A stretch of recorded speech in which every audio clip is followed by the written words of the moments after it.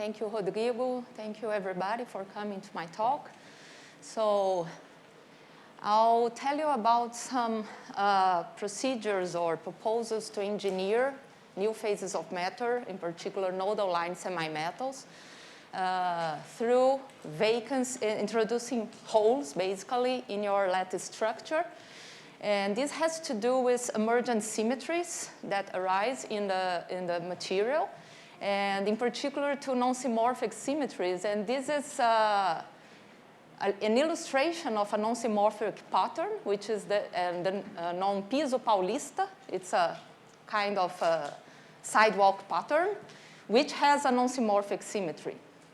So first, let me acknowledge my collaborators. For the first part of this talk, we'll be mostly talking about free electron models.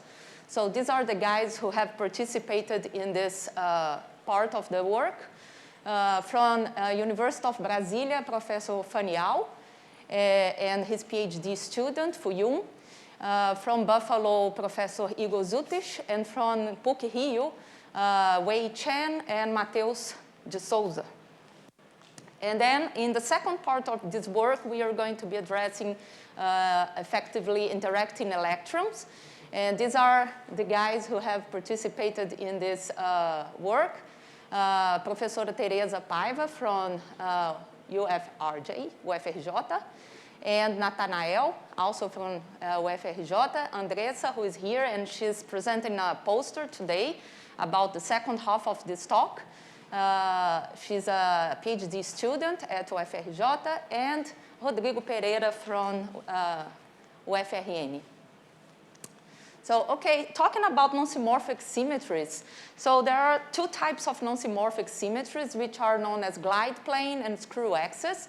Whereas glide plane only exists in 2D and 3D structures, screw axes are constrained to 3D materials.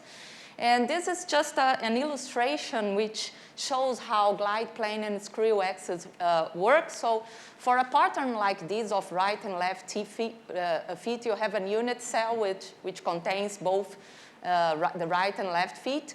And for a screw axis kind of pattern, you have this kind of, say, up and down hands, which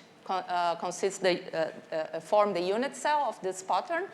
And then the glide plane consists of a reflection plane, which is followed by a non-primitive translation, which is a fractional translation of the unit cell, in this case 1/2. And a screw axis is an n-fold rotation axis, which in this case is going to be by 180 degrees.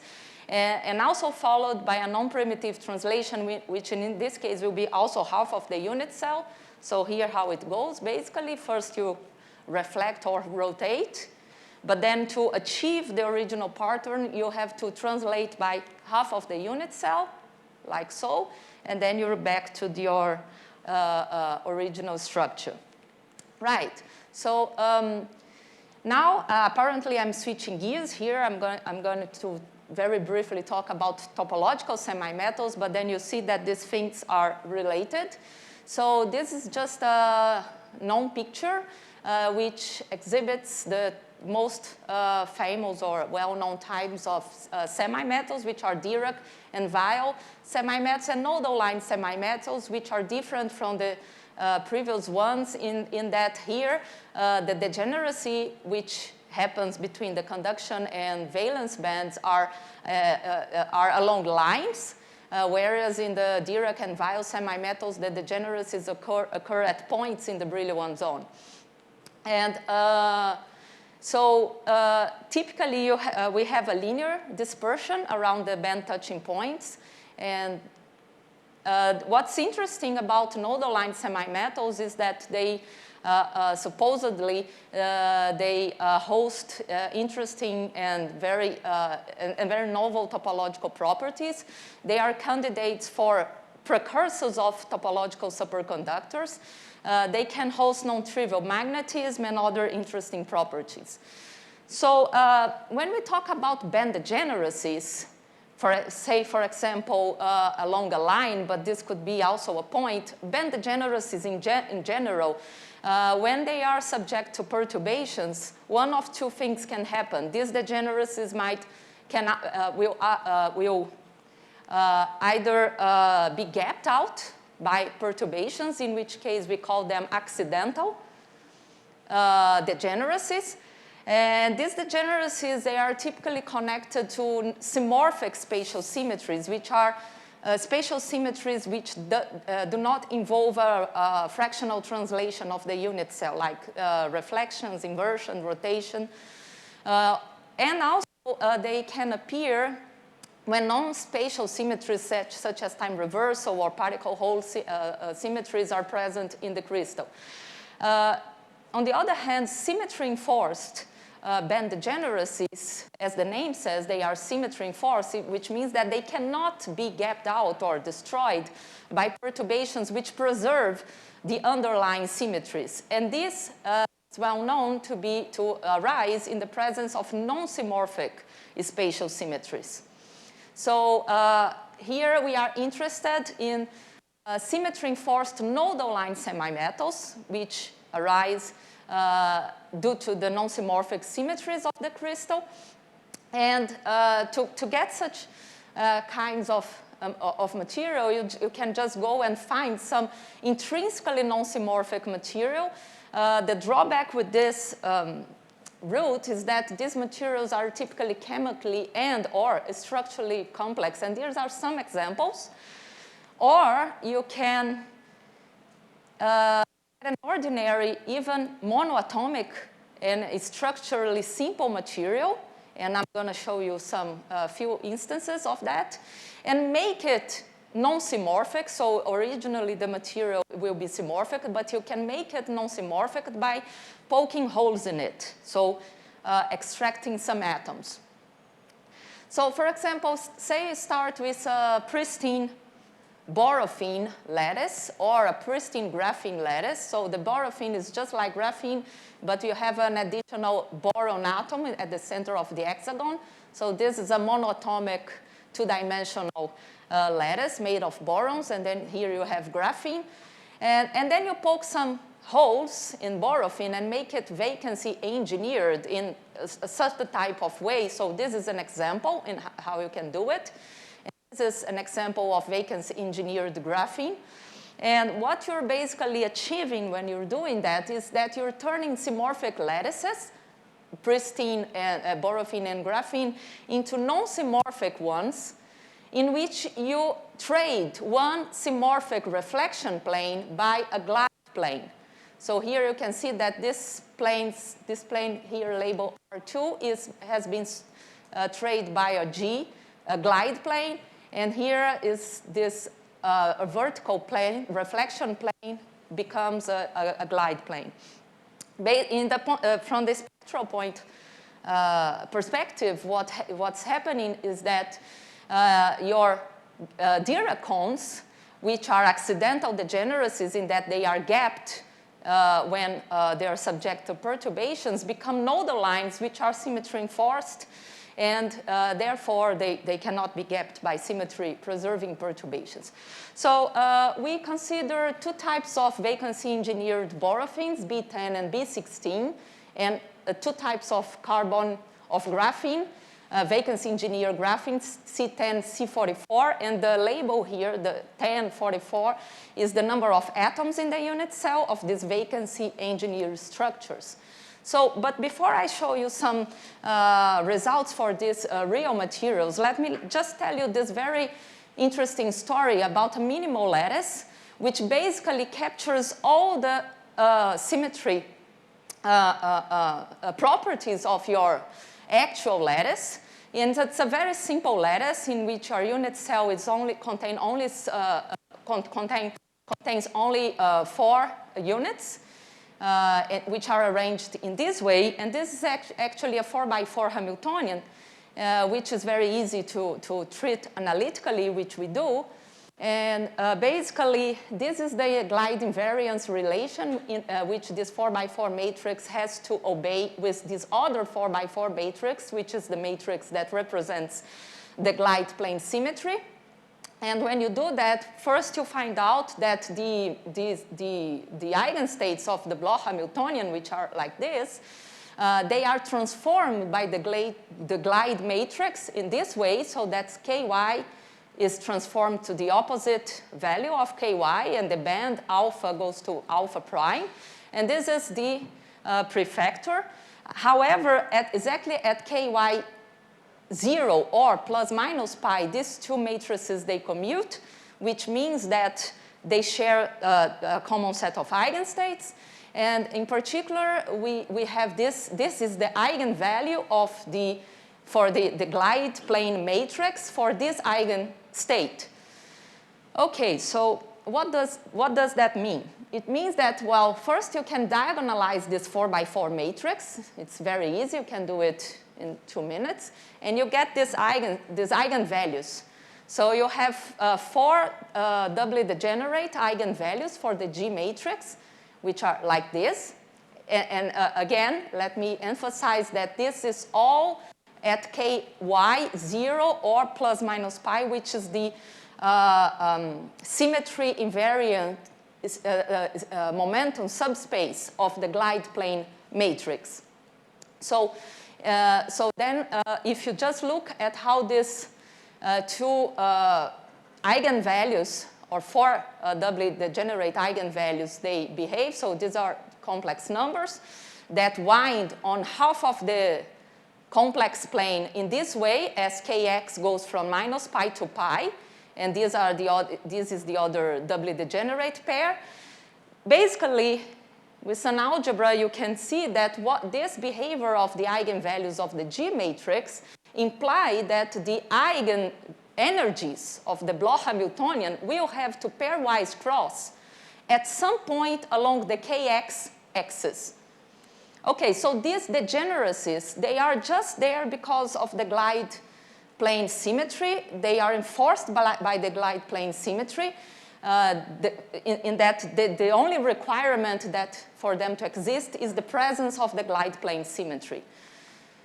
So let's look at this story from a different perspective. So here, before you notice that I have not said anything about the Hamiltonian, just use the commutation relation between the Hamiltonian and the glide plane matrix. But let's say I come up with some specific type binding Hamiltonian for this 4x4 matrix, which contains, say, nearest neighbor hoppings. And then I impose the glide plane invariance relation and also the inversion relation, because the glide plane comes with an inversion point here.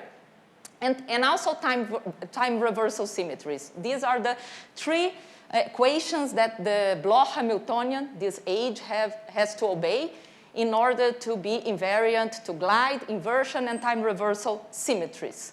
And then these are the matrix, which we can compute.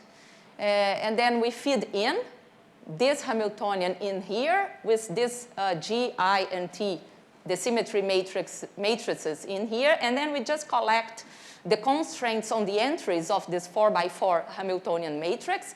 And then we diagonalize this model, and we see that first, if you just impose G matrix, G symmetry, glide plane symmetry, what you get is that the bands, as I have already told you, they touch pairwise along ky equals 0 or pi. And these are the projection of the band touching points on the kx, ky plane. So this is the story that I have already told you for any general Hamiltonian, and specifically for this time binding one, which is a demonstration of the previous claim. So now I impose inversion point, and then what happens is that these points, which happen at generic places along the kx axis, now they are pushed, all the 4 of them, to kx equals pi. So this is the effect of introducing or enforcing inversion point symmetry. And then now I put time reversal symmetry, and it basically connects this symmetry enforced points along through lines which are defined by kx equals pi. And also, incidentally, time reversal symmetry also includes an accidental nodal line at ky equals 0, as you can see here. And an interesting aspect of this 4x4 model is that you can play with the parameters and see, for example, what happens if you make the parameters anisotropic. So the hopping parameters for these three first cases, they all have the same magnitude, but if you just change the magnitude among themselves, by that modeling anisotropy in your lattice, which actually is expected because vacancies will change the strengths of the hoppings along different directions. So we expect to have anisotropy in the real material. And what happens is that, first of all, this accidental nodal line along ky equals 0 disappears, but other accidental nodal lines will appear inside the Brillouin zone due to anisotropy. And the symmetry-enforced nodal lines at kx equals pi, they are there because they're symmetry-enforced, so they cannot be gapped out by perturbations such as anisotropy or any other perturbation that preserves the symmetries. So now let's see how this story translates into real materials. For example, vacancy-engineered borofene with 10 atoms in the unit cell, we see that the bands, they couple pairwise along the xv direction, which is exactly kx equals pi. So if you look at the projection of the band degeneracies on the kx-ky plane, you clearly see that along kx equals pi and minus pi, there are these band crossings, and also band crossings inside the Brillouin zone, which we have already claimed are due to this anisotropy in the vacancy-induced anisotropy in the material. And we can, for example, apply spin-orbit coupling, say 0.1 electron volts, which is very, very strong, even above experimental bounds. And this is DFT results, by the way. So here we can use very strong spin-orbit coupling. We see first the symmetry-enforced nodal lines, they remain because they are symmetry-enforced, so this is expected.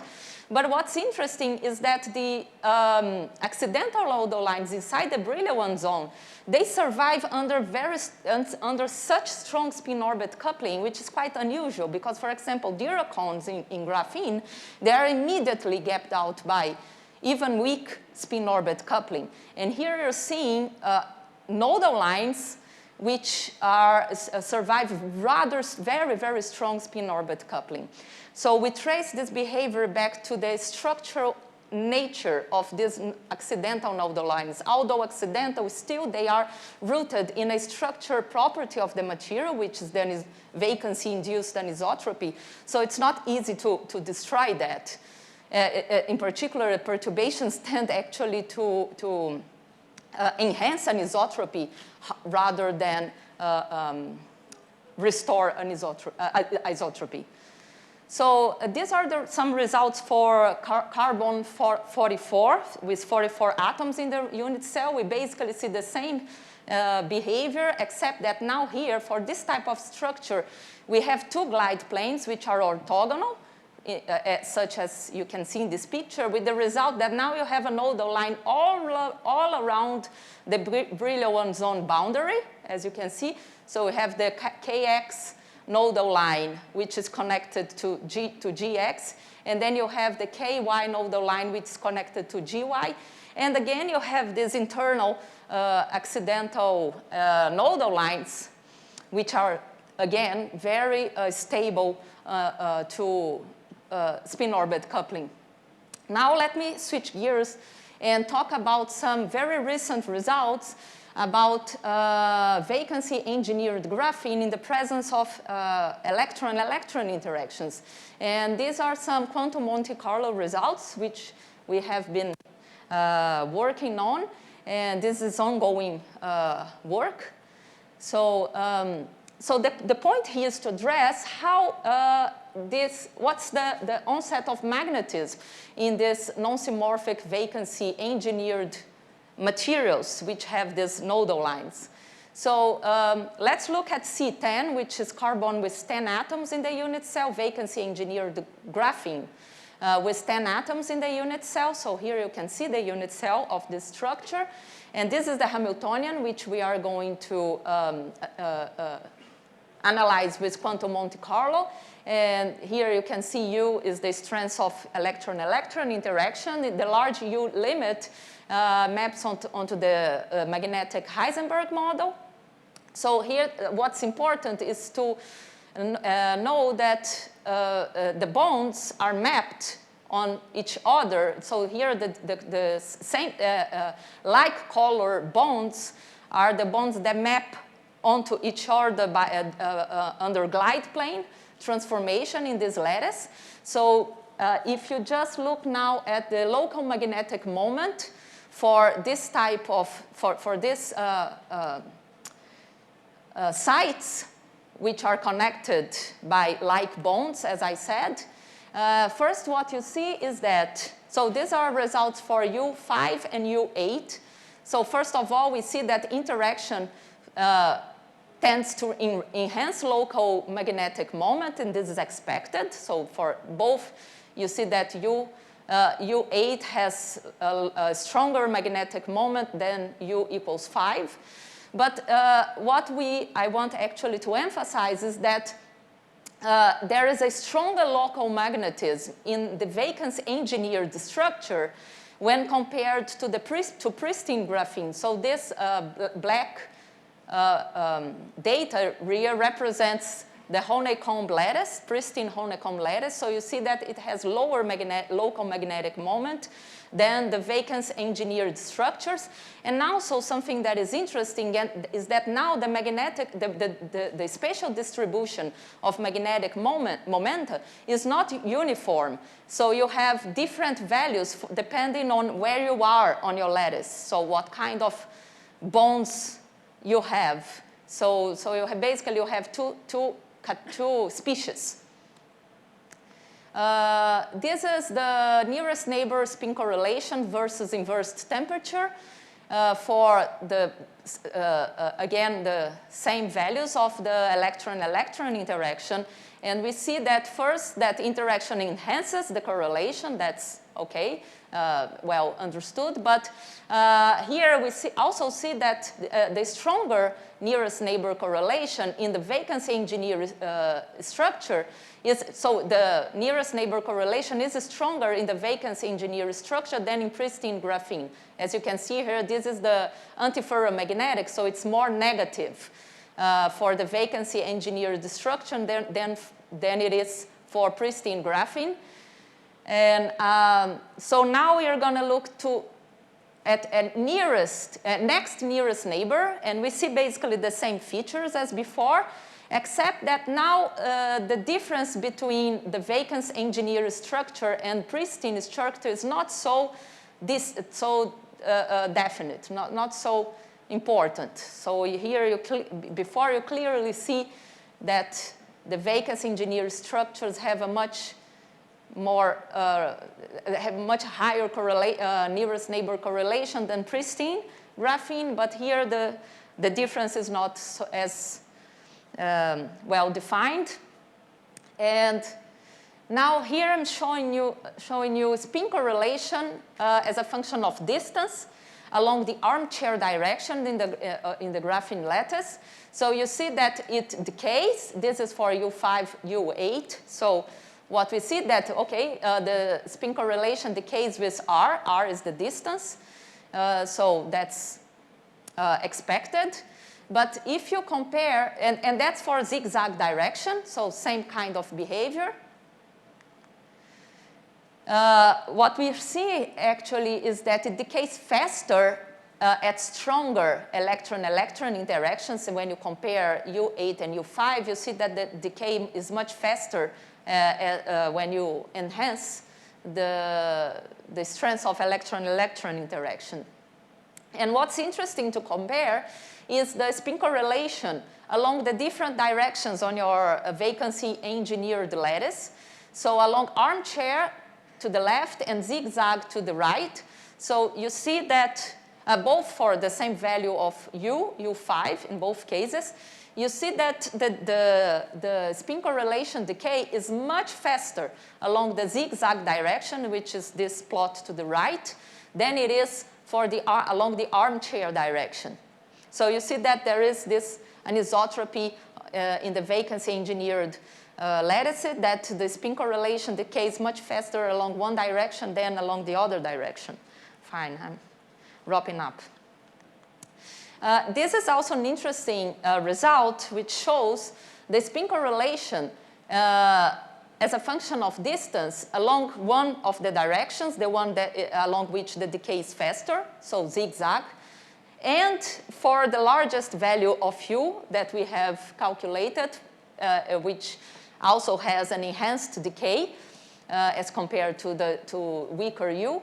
And then you compare the vacancy-engineered and pristine graphene results. So this is the spin correlation as a function of R. And then you see that this pink data is for the depleted or vacancy-engineered lattice, and the black one is for pristine honeycomb lattice.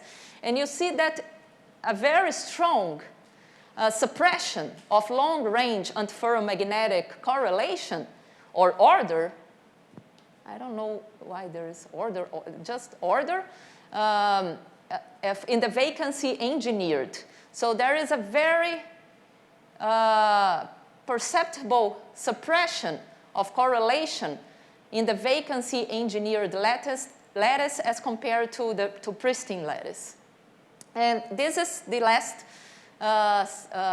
set of results that I'm going to show, which shows the antiferromagnetic spin structure factor as a function of inverse temperature for two values of U, which is the strength of electron-electron interaction. So okay, so we see that, as expected, the value, the structure factor saturates at low enough temperature, so larger beta, lower temperature, there is a saturation of the structure factor. We also notice that for larger U, this saturation value is lower than it is for the weaker U case, which means that interaction is actually here detrimental to the structure factor. And then if we just make interpolation of this data, so here is the thermodynamic limit of the low temperature, so you just get the saturation value of the antiferromagnetic structure factor, and plot this value against 1 over square root of n, where n is the lattice size.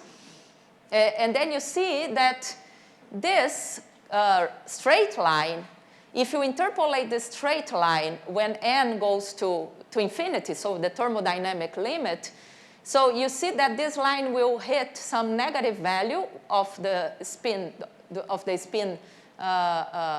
structure factor, which means that there is no magnetization left in the thermodynamic limit, because basically this function goes like this, where this independent term here, which does not depend on the size of the sample, is the squared magnetization. And this is obviously a positive thing, which means that if this line extrapolates to a negative value here, it basically tells you that there is no magnetization left in the thermodynamic limit.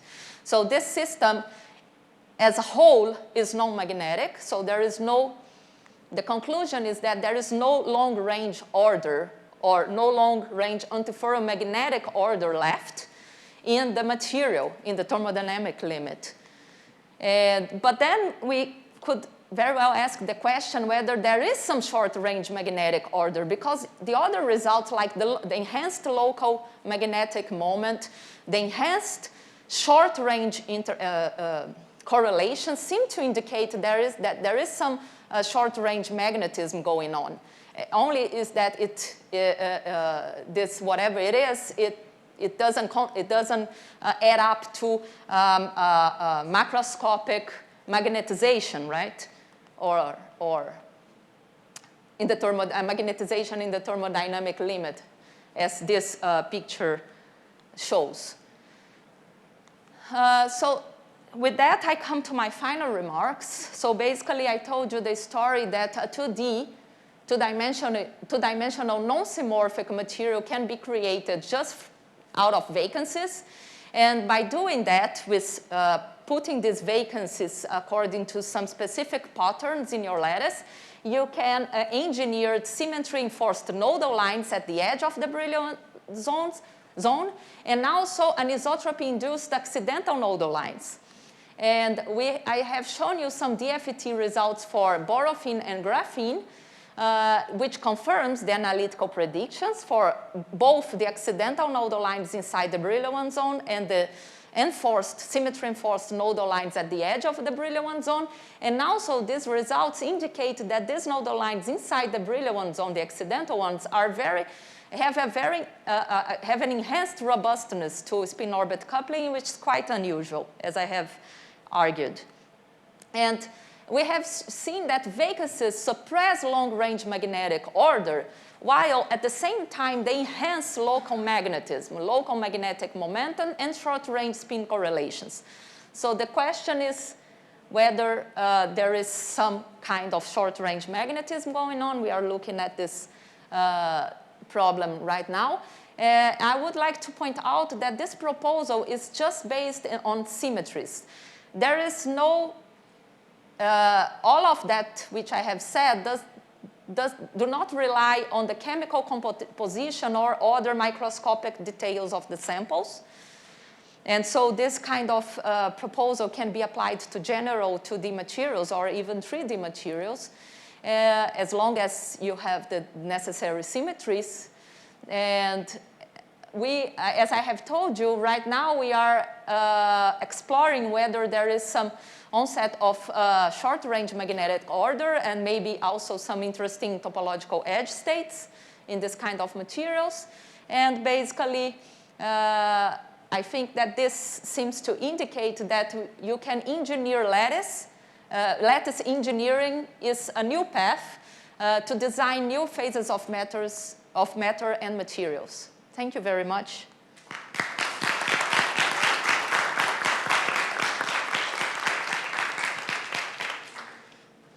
Thank you, Mariana, for the very interesting talk. Do you have questions? Okay, so I'll start over there. Your vacancies are carefully chosen so that you can make the calculation, but I think in a real material there will be a lot of disorder if you try to build this in, right? So how does disorder modify your picture? Does it have a strong influence or not?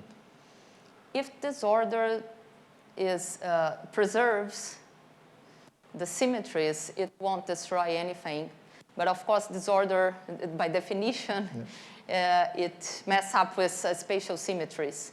So in that case, yeah, so you cannot expect to have like this glide plane symmetry, which is an essential part of the game, if you have strongly disordered. So you think it would kill completely the effect or just diminish it? I mean, is disorder a strong killing parameter here, or is just, well, No, it's this kind of thing is like binary, right? So if you break the symmetry, then immediately any even weak interaction can open the gap in your spectrum.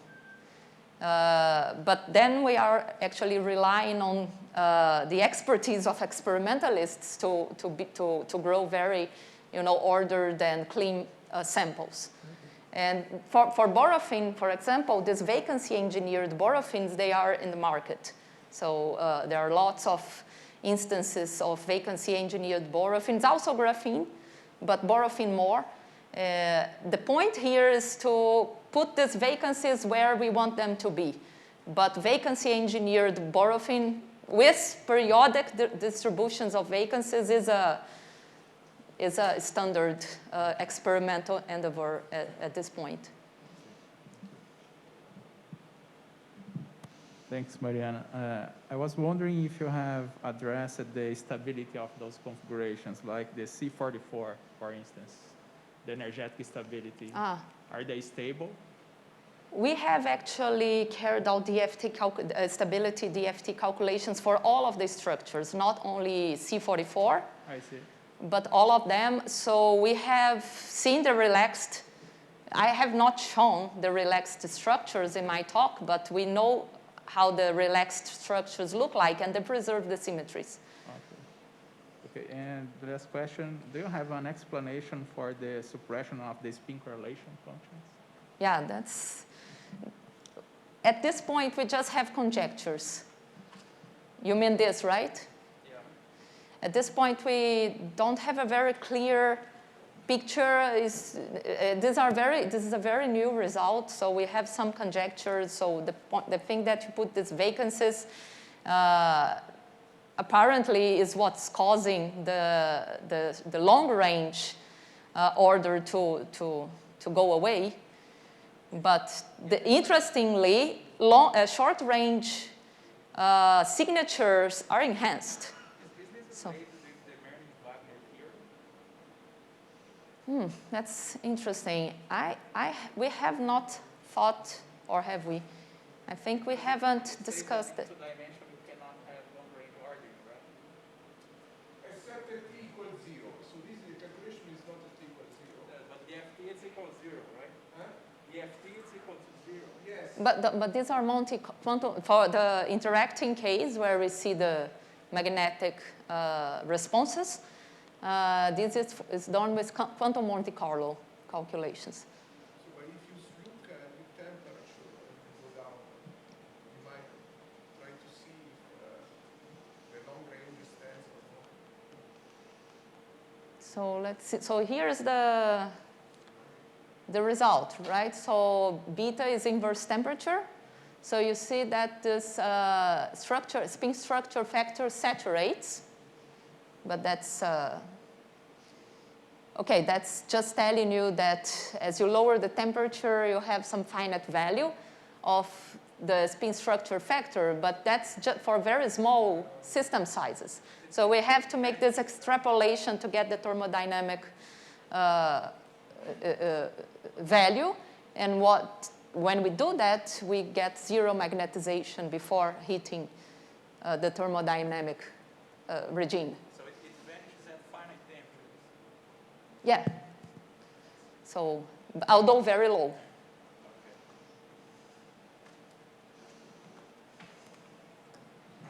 So, thank you for the talk. One question, the first part of the talk, you have explained it with, well, the Hamiltonian in K-space, no self-energy, so non-interacting. Now, imagine that you have a self-energy due to interactions, and it's such a way that you drive this self-energy so large that you could go to a mode. So my question is, so in a mode insulator, we kill the quasi-particles. So all these band degeneracies continue being valid, because so the self-energy, let's say, diverges, or is there possible to have a mode insulator? In the sense to open a gap without breaking the symmetry, just because we are killing the quasi-particle. Yeah, that's... so that's possible. I think we have not done that yet. So, but I think that's very possible. So that's so in that case, there is no problem with the band degeneracies and things like that. Yeah, in this case, the gap would be spontaneously but when I say generated. Yeah, spontaneously generated, but when I say without breaking symmetries. Without breaking symmetries. You can do that. Yes, like it happens in the mode insulator case. But we haven't done this kind of calculation yet, but I would imagine that this is a possible outcome. When you put interactions that a gap, this nodal line can be spontaneously destroyed without even destroying the perturbations. I mean, or you can say that you spontaneously break the symmetry. Yeah, no, but when I say no... Or the ground state spontaneously break the symmetry, not the Hamiltonian. Yeah, but what I'm trying to say is do it in a way which, for example, in the multi-insulator, we create local moments, okay? But then the question, you break the symmetry if this local moment order. Yes. So what I'm saying is whether it's possible that you open a gap, for example, even like a Dirac gap, like the one in graphene, without ordering the magnet, without making that's the question, without really. Yeah. So the question is whether you can go to the multi-insulating limit without breaking any symmetry, whether that's possible, let's say, theoretically. Because normally, when I see this discussion, they are always start from nice quasi-particles. But the point is, if we push the situation to the limit in which we kill the quasi-particle, whether all this discussion still remains, or it does not. So that's my question. Yeah, I don't know at this point because we have just this preliminary Monte Carlo results, but right now we are making an effort to back it up with some analytical results to fill up in the gaps in this picture. Right now we know that we cannot expect some long-range magnetic order, but maybe there is short-range magnetic order, which then could be happening in parallel or actually supporting the spontaneous symmetry break in which you are, I think, thinking about. Okay, and then open the gap. So, but yeah, these things are, we don't have this kind of answers right now. Thank you. Any questions from the students? Highly encouraged.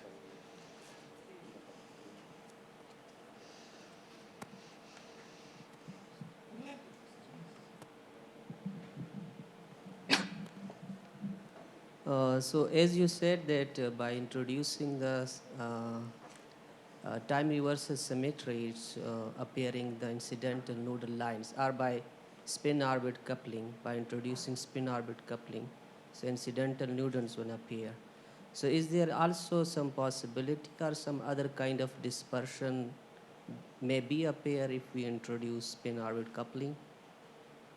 I'm not sure I could hear well your question. You're talking about spin-orbit coupling? Yeah. So but I mean by introducing spin-orbit coupling, so incidental nodal lines disappear. Yeah. Eventually. So, but for very strong values, that's the. So is there also possibilities or some other dispersions as well? Other what? Other dispersions like Dirac loop dispersion by introducing spin-orbit coupling? Results. I don't know if there are other spectral features that appear by introducing spin-orbit coupling. Not really, I think. They basically tend to get rid of accidental nodal lines rather than introducing more degeneracies. So I wouldn't expect nodal points or other spectral features which are of interest by introducing spin-orbit coupling. What they do is that they destroy the accidental nodal lines inside the brilliant zone. But what is different here is that it takes a very large value of spin-orbit coupling so for these accidental nodal lines inside the brilliant zone to go away. And this is quite unusual when you compare to, say, pristine graphene, where the Dirac cone split the gap opens immediately upon inclusion of spin-orbit coupling in the model. Okay, so for the sake of time, let's move on to the next talk and thank Mariana again.